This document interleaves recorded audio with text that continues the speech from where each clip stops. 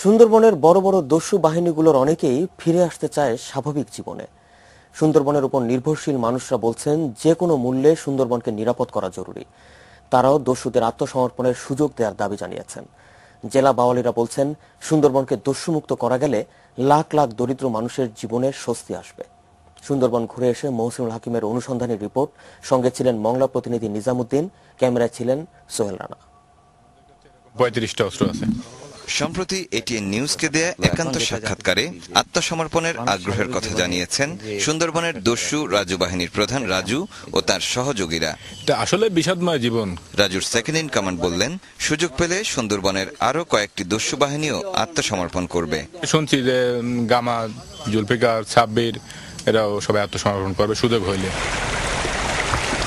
সুন্দরবনের উপর নির্ভরশীল জেলে বাওয়ালি আর মাওয়ালিরাও ইতিমধ্যে জেনে গেছেন যে এই বনের কুখ্যাত জলদস্যুরা এখন আত্মসমর্পণে আগ্রহী। তাই তাদের দাবি, তাদের জীবনটাকে আরো সহজ করে দেওয়ার জন্য সরকারের এই জলদস্যুদের আত্মসমর্পণের সুযোগ করে দেওয়া উচিত।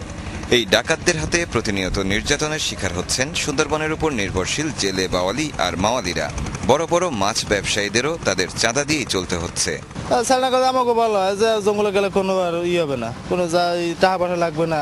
সরকার যদি এই ছাড়টুক দেয়, তো এই জন্য আমার মনে হয় ক্রাইম আস্তে আস্তে মনে হয় শেষ পতন হয়ে যাবে। তারা করবে। আপনার কাছে খবর এরকম? হ্যাঁ, এরকম খবর আমাদের এইখানে থাকি লোকজনের কাছে বলা হয়। বাহিনী আছে আমাদের জাইলেতে, হ্যাঁ আছে আছে। রাজু বাহিনী, জলফু বাহিনী আছে, তো গামা আছে, সাব্বির আছে। হ্যাঁ, সবাই কি সবাই চাচ্ছে, মানে রাজু ও জলপু এরা চাচ্ছে যে যাতে আপনার এই যদি সরকার সাধারণ ক্ষমা দেয় তাহলে তারা আত্মসমর্পণ করবে এবং তারা ভালো হবে।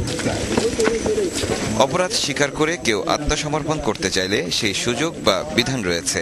স্থানীয় প্রশাসনের মাধ্যমে সরকারের কাছে আবেদন জানাতে পারেন যে কেউই। ওরা যদি আনুষ্ঠানিকভাবে কোনো আবেদন যদি জানায়, আমি এখান থেকে এটা ডিস্ট্রিক্ট ম্যাজিস্ট্রেট বা জেলা প্রশাসকের মাধ্যমে সরকারের উপরের মহলে এটা আমি প্রেরণ করতে পারি। এবং এই বিষয়টি একান্তই রাজনৈতিক সিদ্ধান্ত এবং সরকারের উপরের মহলের সিদ্ধান্ত। সেক্ষেত্রে আমি হয়তো এখানে যোগাযোগের ক্ষেত্রে ভূমিকা পালন করতে পারি। ডাকাত দলগুলোর বড় ভয় এনকাউন্টার বা ক্রসফায়ার।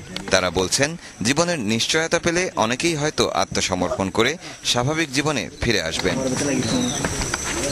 মহসিনুল হাকিম, এটিএন নিউজ, সুন্দরবন।